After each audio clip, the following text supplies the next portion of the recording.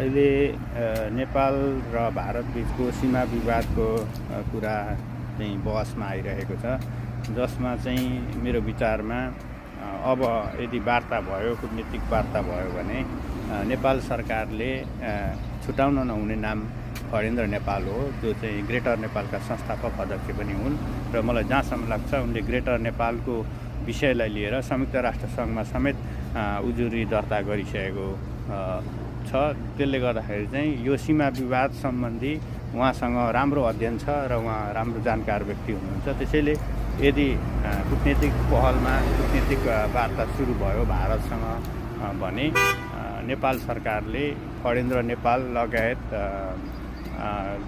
British सरकारलाई समेत चाहिँ आमन्त्रित गरेर भारत, नेपाल, ब्रिटिस सरकार र नेपालका विज्ञ व्यक्तिहरू बसेर चाहिँ यो समस्याको समाधान गर्नुपर्छ।